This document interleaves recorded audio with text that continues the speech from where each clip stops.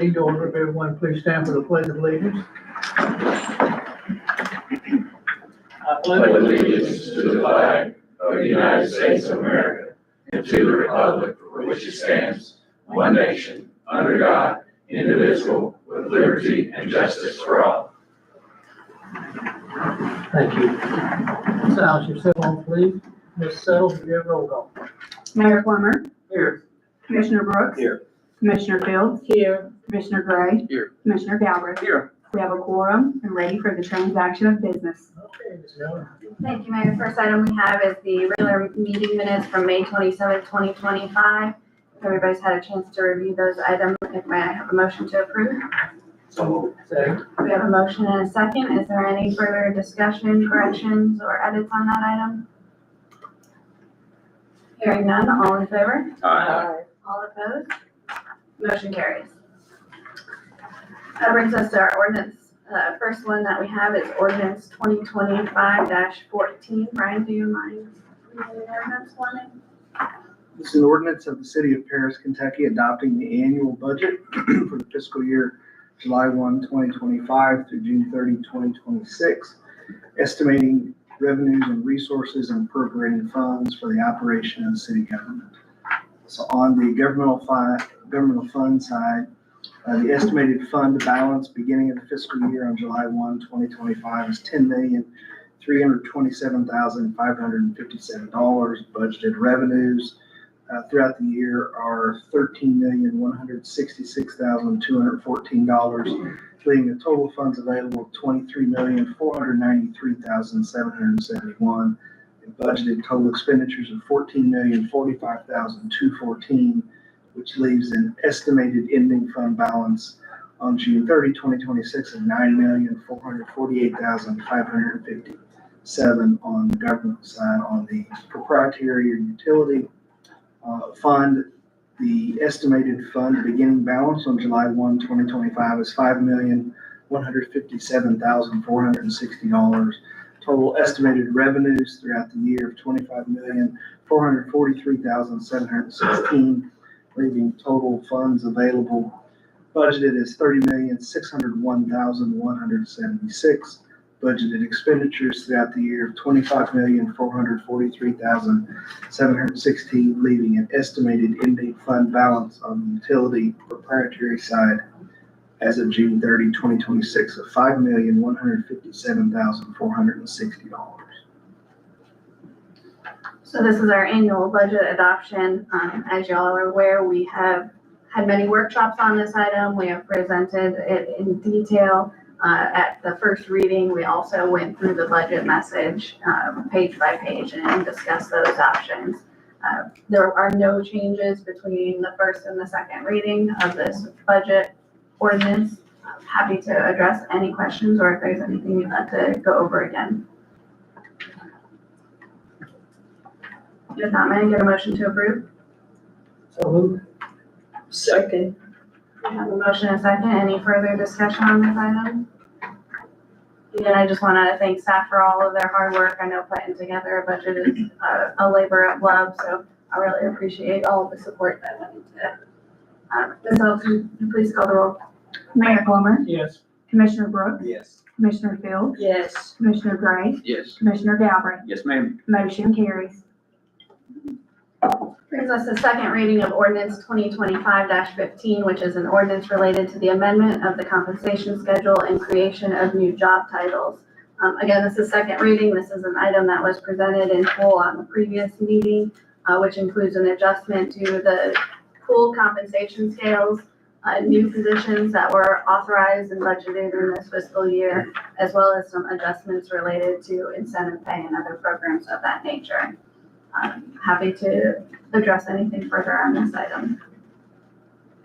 I'd like to just add, this pay scale is required to be adopted annually, or with any change, I should say, Correct. by KRS 83A070, takes effect for the check that is received on July 18, which includes pay dates June 30 through July 13. So moved. Second. We have a motion and a second. Any further discussion on this item? Hearing none, Ms. Sells, could you please call the roll? Commissioner Brooks. Yes.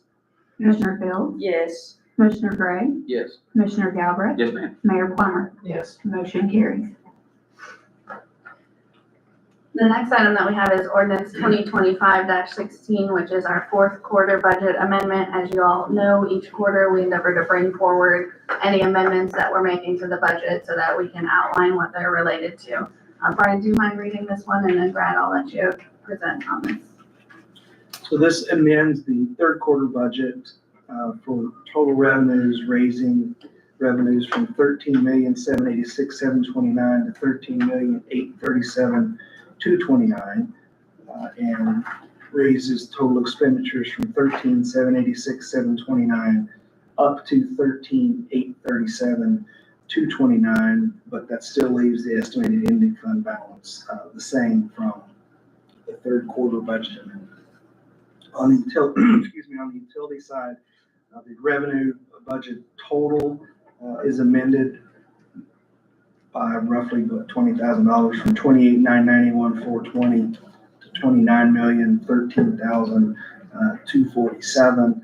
The expenditure budget items are amended by the same amount, which still leaves the estimated ending fund balance as of June 30, the same amount. It's $5,334,567.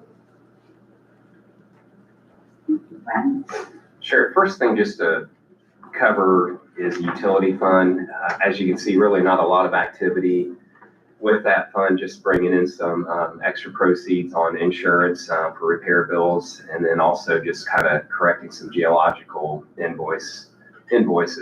On the general fund, same thing again. Really, the one thing I wanted to point out is last meeting, there was a resolution to pay off the police vehicles that we had financed back in fiscal year 23. That payoff was right around $145,000.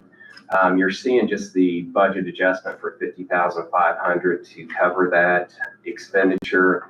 We had initially built in some loan payments, assuming that we're going to purchase cars earlier in the year. So that's why you're not seeing the full payoff amount as far as a budget amendment goes, because we just had built in some reserve in that account already. So that was basically the big change for the general fund.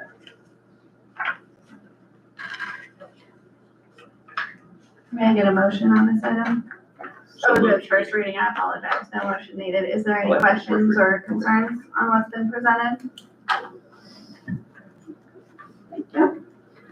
This moves us to first reading of ordinance 2025-17, which is an ordinance regarding financial support for the 911 emergency telephone service provided to the residents of the city of Paris and amending the monthly water meter fee in the city. One of the items that we discuss through the budget adoption process is always we look at our different revenue sources and making sure we're adjusting the revenue to meet the demands of the expenses as needed. We are all aware that the need for the funding on the 911 joint agency increased this year from $353,000 to $483,000, so and $20 roughly. So this is a substantial increase that we saw in order to fund that agency. We discussed, we had a joint workshop, talked about the different things. There aren't major items that are going forward that are new related to 911, other than we know that they recently implemented a new CAD system. We're just finding that these agencies have been historically a little underfunded. So as we are trying to close that gap, you all are aware with EMS that there's a large amount outstanding. So we've seen pretty substantial increases in that. So the way that we fund our E911 services is through a meter fee. Currently that is $7.25. What is proposed in this ordinance before you is to adjust that to $10 per month for the meter fees. So that would be on the citizens' water bills in the city of Paris in order to fund 911. This would go into effect if approved for the bill generated on July 1st and would be due July 15th. So we will align that with the rest of the rate changes that are in process. If you all recall, earlier last year, we approved a rate study that had 3 years worth of rate changes. So in July, we'll see those new rates come into effect for year 2 of that budget as well. for the fiscal year. So this is part of the budget that is necessary in order to fund the 911 services. May I answer any questions on this item?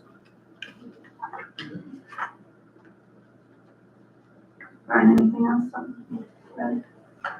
No, the only thing I just kind of wanted to point out, I think we talked at the joint agency meeting was, I know everybody is still basically paying about a $3 landline fee on their phone bill.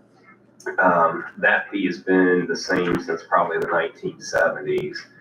And really, once you kind of do some inflationary adjustments from that time period up to today's date, not going to say that we're really close to that $10, but we're right within that range of a $10 fee. So if the phone companies and or legislators were adjusting that $3 fee every year for inflation, this, gets really close to this number that is in the ordinance for the $10 a month.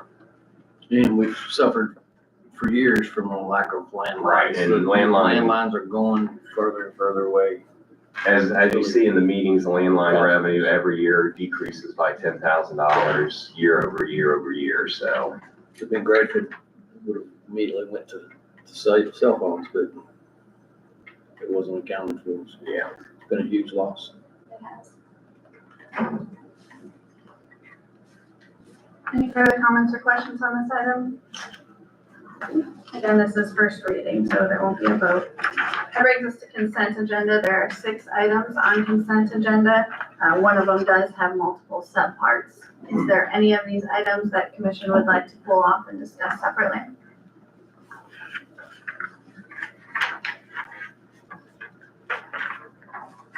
Hearing none, may I get a motion to approve the consent agenda as presented? Move to approve.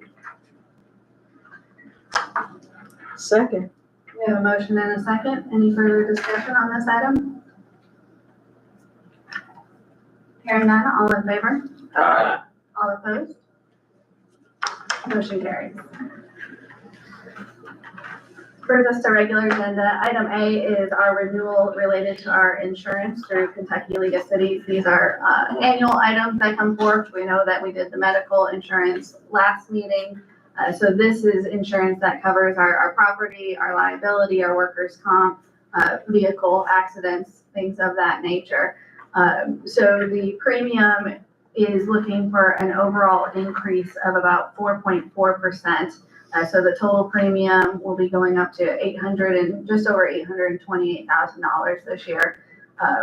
So that's about $34,000 more than we paid last year. The majority of that increase is accounted for in auto coverage. We've had a lot of vehicle accidents over the last year, and so we are seeing that pop up in our insurance premiums. You can see there is attached a breakdown of exactly how those premiums are changing. We're actually seeing a decrease in workers' compensation this year, so you don't see that very often, so I'm pretty pleased, and kudos to staff on that. So that is the overall. This is factored into the current projected budget, so we are in line with what is anticipated in this year's budget. Is there any further items I can address on this? I do want, one other thing I wanted to note is that they give us the estimated premiums, but it could change throughout the year as we purchase new vehicles, as we take vehicles off, as we, certainly we're not going to build any new buildings. We've already insured the new depot, but if there's anything with buildings that come and go. So it is an estimated premium. Work comp is based on estimated payrolls. So the actual expense may slightly change here, but this is what is anticipated.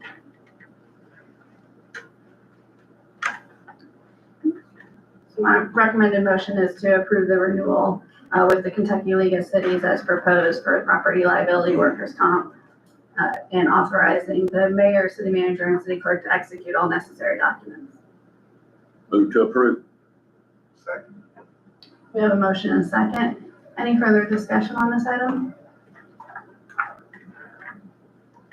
Hearing none, all in favor? Aye. All opposed? Motion carries. Next item is we have our April financials. Brad?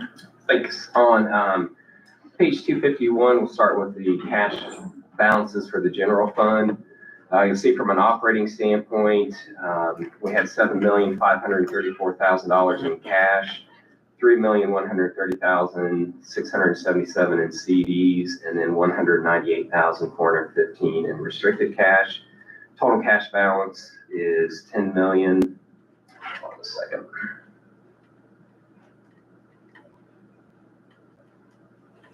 It's $10,863,555. Interest income year to date is at $326,100 with a rate of return on our savings right now about 3.18%. So we're starting to see that rate kind of increase with where we're at on our CD rates, closer to 4%, higher 3%. And then next page is the utility fund cash balance. You'll see we have operating funds of $965,764, CD balances at $527,108, and then restricted cash balances are at $3,827,100. Starting to see obviously the decrease in the bond proceeds reserve as we're starting to use some of that for those construction projects, mostly right now the transfer station to finish up that. So total cash balance on the utility fund is at $5,319,964. Interest income year to date is at $183,884. Seeing a little bit higher return at 3.47 on our interest. Next page, just on page 253, is just basically to summarize up the CDs, and you can see the various interest rates, maturity dates. We did have the ones that matured there in April, or not in April, in May. We did go ahead and auto renew those and roll the interest balance over into those CDs. And on the general fund, basically had set those up to where we now have maturities every 3 months on those. And then the utility fund side with the one that matured in April or May as well too. We rolled that CD balance over with the accrued interest on that. And those are kind of set up to be timed with the purchase or the delivery of the utility trucks, hopefully sometime in August, September, and then January of 2026. Once again, on page 254 is just kind of a quick summary. This is what we typically see for the audit report. That just kind of gives you an outline of the total expenses by departments. Also kind of try to align the budget for you as well too. And then just give you a different picture of where the operating grants and things are coming from, and also capital grants. So as you can see at the end, let's see here. So total revenues right now for the general fund, around $12,509,276. When we factor in the expenditures on that, right now we're at $3,781,000 to the positive. On the utility fund, billing and also loan collections as well too. Sorry, my screen keeps kind of messing up here a little bit. So it's right around 16 million. And then also too, you can see our expenditures are at 15,418,000. So a lot of that obviously includes water plant improvements and the transfer station. Right now, the utility fund is 62,520 positive. Also, that does include, I think, right around about $1 million still on outstanding purchase orders. So still really, even though that number is at 62,000, still looking pretty good on the utility fund side. Then on page 255, you'll see we've got the standard budget to actual reports there. And so once again, just total revenues right now, $12,595,000. Total expenditures are $11,090,000, gives us that over, our revenues over expenditures of $1,505,000. And once again, we have about 1.3 million in outstanding purchase orders there in the general fund as well too. So from a projected standpoint, at the bottom there, page 256, you can see we're still looking at about a 720,000 positive revenues over expenditures by the time we finish up the year. Next page, couple pages, we have those 5-year trend revenues, just so you can kind of see how everything's trending. Just going to hit on page 257. For all four of the main ones that we are tracking, you can see we're at, from a trailing 12 months, 9,776,000 compared to 899,000 or 9 million for the same time last year. So still seeing that increased trend year over year. So hopefully that will kind of continue into our new fiscal year. I think looking over what we have collected in May and also in June as well too, I think we're, right at our budgeted revenues or over our budgeted revenues for each one of these categories. I think we're going to finish up the year very strong from a revenue standpoint. And then scrolling on down to page 263 for the utility fund. There you can see we have revenues at 15,481,008, and then our expenditures.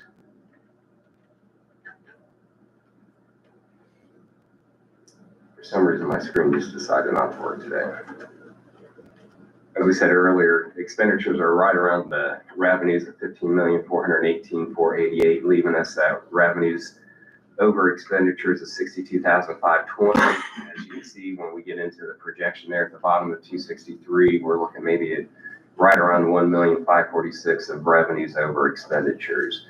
And we also kind of have the projections in there right now for year to date on each one of the billing categories where we're kind of projecting to go as well too. I think you can see that we're pretty well close to breaking or going over budget on both water and sewer. Right now, we're starting to see a better trend in the electric billing part of that, and we're kind of caught up on some corrective billings that we've had running through over the last year. So we're starting to kind of see that come through and see a better cash collection as well too, and reserve building up in our cash. So a lot better kind of pinpoint from the electric side of it. And then page 265 is just kind of that trailing month to show you guys how it has been really kind of trending over on the utility side. You can see each one of the categories when we look at the prior year are still in the positive range. In utility, when we're looking over that 12-month period, you can see we're a positive 327,447. And that's the utility fund report or financial reports for April. Are there any questions on this item? Move to approve April financial reports. Second. We have a motion and a second. Any further comments? Hearing none, all in favor? Aye. All opposed? Motion carries. That brings us to our outside agencies. Ms. Betty Ann, do you want to kick us off?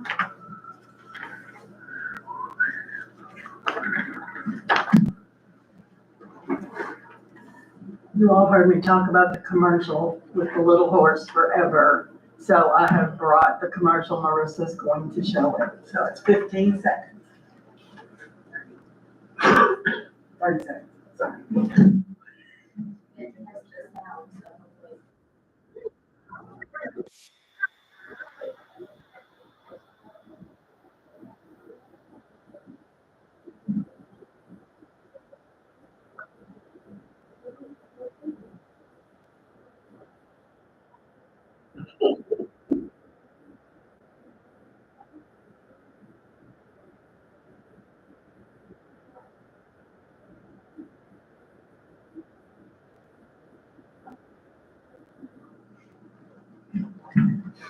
Thank you. There you go. That wasn't your voice. No, no. That was actually Terry Brock. And Terry is the one that does, and that's her natural voice. Oh, Yeah. whoa. She does Traveling with Terry. Wallace, it's her natural voice, isn't it? She was here last week, and we're also having 2 segments on Traveling with Terry, one of which we featured the YMCA for summer things to do and what's happening in Paris. We featured the YMCA, and Sabrina and Wallace were interviewed and featured in that part. And Wallace wasn't able to make it out to the park for the second one, but Todd McConnell, came out to the park and he talked about the Family Fun Day that's coming up this weekend. And featured the pickleball courts and the pickleball tournament, and Todd had gotten some of the Rotary Club members to come out and play pickleball, and Terry joined them briefly. So, those will be showing this week. The commercial will show the month of June, so. And it's produced by Chamber and Tourism. We split the cost. So, Channel 36, sorry. Channel 36. Thank you, Dan, did you play? Did you play? No. Ms. Allison? Not ready for that. Good morning. Morning. Okay, I've got two updates and then I've got a request. Two updates, our golf scramble was postponed to June 27th due to very inclement weather. I think it was a really good, decision on our part. So that'll be the 27th, and we do still have room for teams and whole sponsorships and all that. But we've done really, really well with gathering teams. I think we have 18 as of yesterday, and then all of our holes are sponsored, but like the putting green. So we're doing really well with that. Our Tour de Paris is scheduled on Saturday, June 21st at 9 a.m. All the paperwork's been sent in for that. The state road encroachment has been approved, and we are partnered up with the YMCA as well as the health department on a longest day of play. So that'll be included in that longest day of play. So we'll start at 8 a.m. with yoga over at the Wallace House in the Arboretum by the YMCA. Then we'll head down to the Eiffel Tower and start the 5K Tour de Paris at 9, and then from 11 to 2 out at the Legion Park. The health department will the longest day of play with vendors and food trucks and outdoor activities and all kinds of fun. So really excited about that. My request today is regarding our festival on 5th. Forgive me, I'm new, and I am just wanting to get permission to shut down 5th Street. Our first one is this Friday.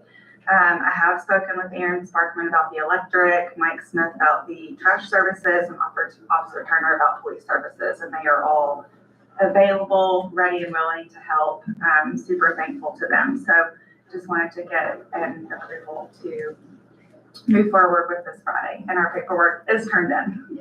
So this is an event that we've done before, nothing that is unusual, no unusual requests from what was previously done.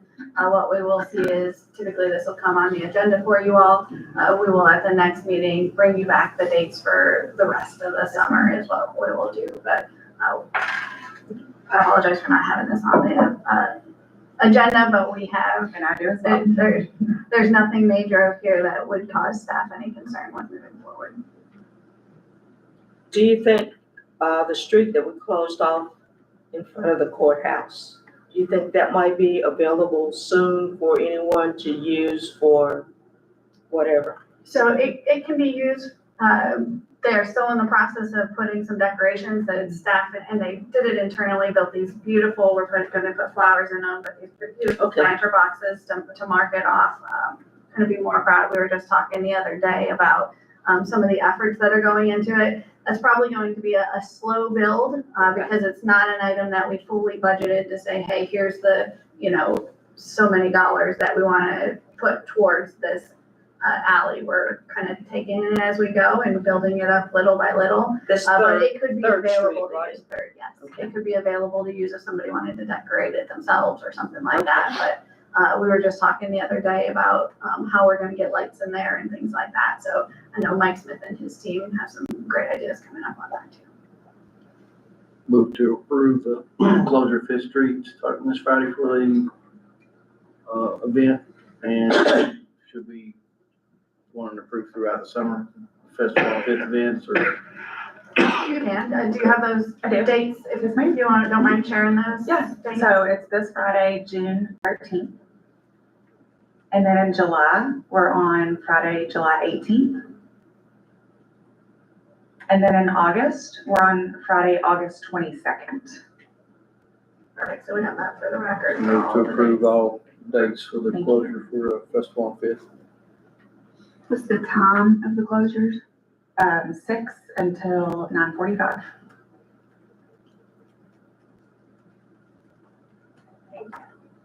Yeah, a second for that item? I'll second. We have a motion, and a second. Any further discussion?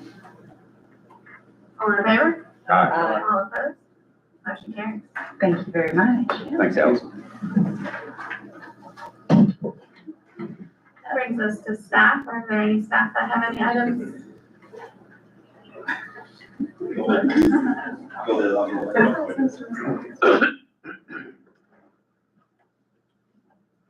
Just want to do a quick update on the project at the plant. We are about 80% hypochlorite, sodium hypochlorite now is our disinfectant. We do have a little bit of chlorine gas on standby. It's somewhat of a learning curve for us. We hopped back onto the hypo last week, and the changes in weather and the creek stages rising and falling have shortened the learning curve for us quite a bit. So I look to be 100% sodium hypochlorite probably by late next week. Rest of the project's kind of coming along. It's just a lot of construction phase right now. So that's the biggest accomplishment at this point. It's just been the hypo switch over. And I will echo, there's a lot of great things in this project, certainly a lot of things that are going to be accomplished, but this switch over, for me is probably the most important thing in the entire project. Just from a safety standpoint, getting chlorine gas out of the plant is a tremendous move for us. So this is something that we should be really proud of making that transition. Pat and his neighbors can sleep a little better. Thank you. Thanks, Chad. Thanks, Chad.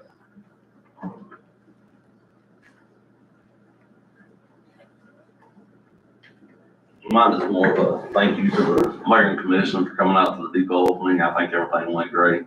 All the staff that put in hard work, especially Marissa, that got it all organized and put in a lot of hard work to get it. And I think everything went really well, and we had a great time. So, and on behalf of Public Works, we want to thank Jamie for all her hard work that she's done the last 3 years for not just Paris, but for the employees. So the whole team wanted to say thank you. So. Mike, is there a possibility that the state will put up a sign that says transfer station this way? We are working on getting rid of that for ourselves. Okay. And it's far enough back where it'll be visible and show you how to get there. Okay. Wait, hold on. Wait. One more question. I mean, and I think Ms. Vanessa brought up this morning about the trash and stuff laying around down, next to the old transfer station. Yeah, we drive by there daily and my guys are told to pick it up if they see anything. And we're watching cameras that are placed out there to make sure nobody's just dumping and stuff. So we're trying to keep an eye on it. We're in and out of there. We still got stuff inside and keeping them on and stuff up to it. So we'll keep an eye on it. Get anything we see. Okay. Mike, what about the stuff that's already there? All that wood and debris that's coming in? Somebody else's property. I'm working with Bobby to get that straightened out.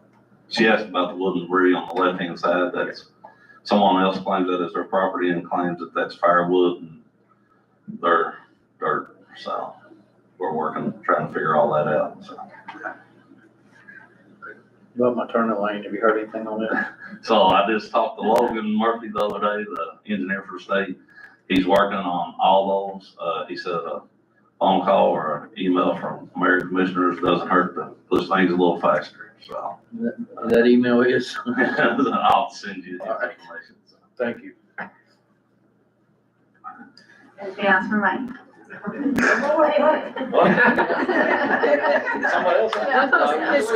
Just kidding. I had it on my list. I'll echo Mike's sentiments. Thank you to the staff. I thought it was a fantastic event and all the work that went into it. So I thank didn't you know all we had a for rock and coming roll and star. Oh, yeah. Yeah. We had Bass some player. Good music. Bass player. Good job. All right, any other staff?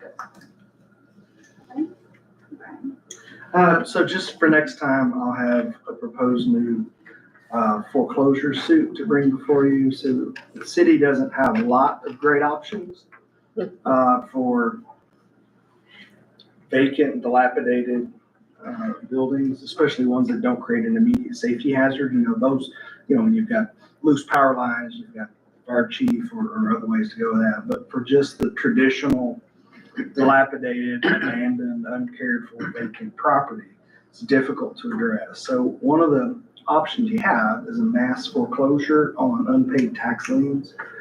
So I think we've identified roughly about 5, Sharon, properties to address. I believe these are all vacant. Many of them, they all haven't had tax bills paid in a number of years to all the entities. They are very difficult to ascertain who owns them. The one property alone, we're probably going to have to name up to 18 people. So in part because of that, you don't do every single unpaid tax bill that exists, especially ones that are just a year old. So I hope to have that finished and bring back to you, but we're talking about having a name upwards of 60 people just for these 5 pieces of property. So I hope to have all that written, prepared for you all to approve and authorize me to file after next meeting.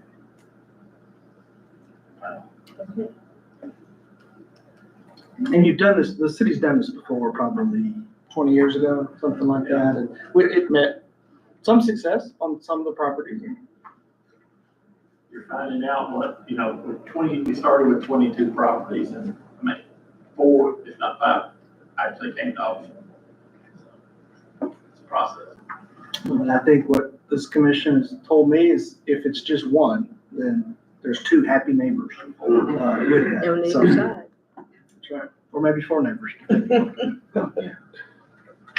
That's all. Oh, other than to say, it's been a pleasure for 3 years. Unfortunately, I'm not licensed in West Virginia, so I can still help here, but we'll miss you dearly. I still can call you for thoughts. just not Absolutely, people about it. absolutely. That's right. Yeah, I have 2 items. For the next meeting, you will see in the consent agenda are a lot of the joint agencies. With June being the last month, we're going through and amending budgets. So we'll put these in consent agendas.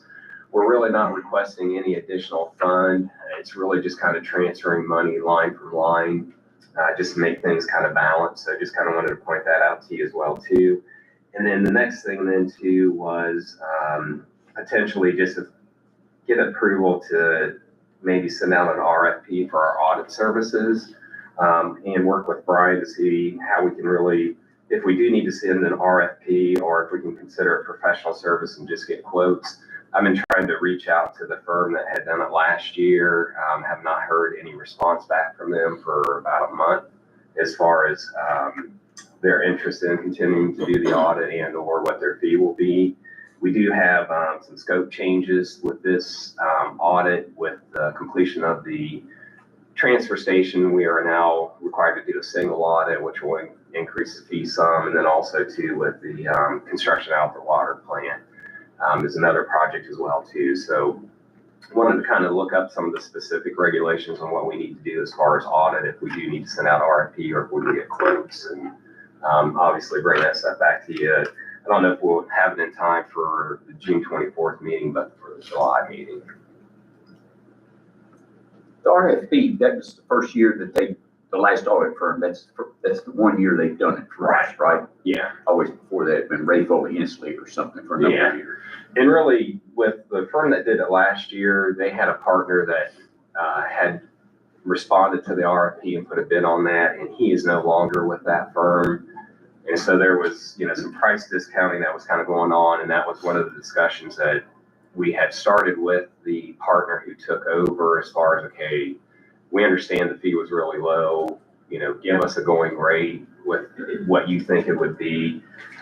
And that's where I just have not heard back from them for about a month and a half, as far as trying to reach out to them. So, I'm still going to try to reach out to them and see. Yeah.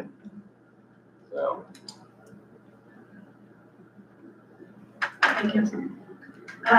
Just a reminder, next week, June 19th, I believe that's Thursday, the office is closed. So we will, just like we typically do, put that out on social media and post it.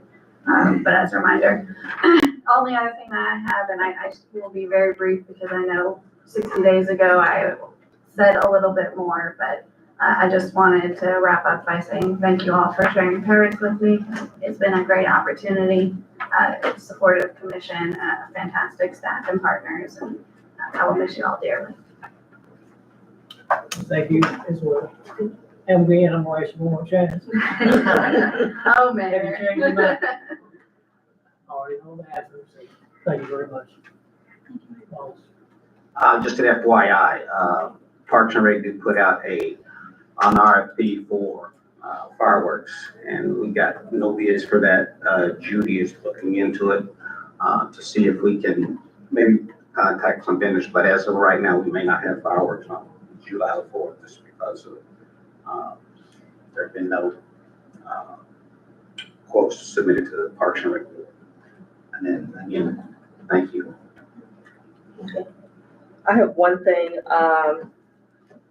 June 19th, the Paris Westside Neighborhood Association is having a Juneteenth celebration at Zion Baptist Church, which is located on 8th Street. It begins at 6 p.m. Enjoy West Virginia. A little something I need to read. Proclamation, City of Paris, Kentucky, whereas on June 13th, 2022, Jamie Miller commenced her tenure as city manager of Paris, Kentucky, bringing with her a wealth of experience and a commitment to public service. And whereas through her 3-year term, Jamie Miller has demonstrated exceptional leadership, fostering community engagement, and implementing initiatives that have significantly benefited the citizens of Paris. And whereas her dedication to transparent governance, economic development, and the enhancement of public services has left a lasting positive impact on the city. And whereas Jamie's final day of service as city manager is on June 13th, 2025, marking the conclusion of a period characterized by progress and community enrichment.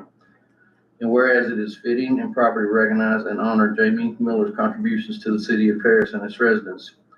Now therefore, we, the City Commission of Paris, do hereby proclaim June 13, 2025 as Jamie Miller Day, in witness whereof, signed by all of us. We love you, we thank you, and we wanted to honor you in some way, so.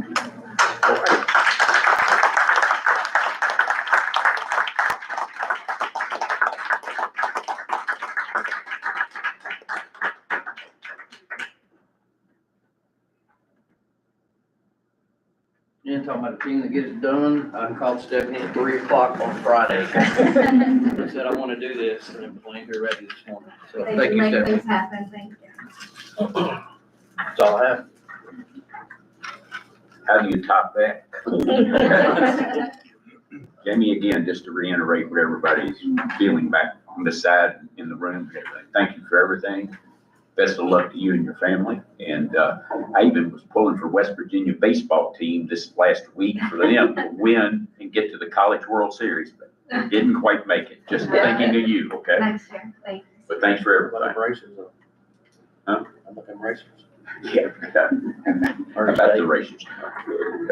Thank you. Are we, We are not quite done though, we have. I know, more we've got to go on. Yes, thank you.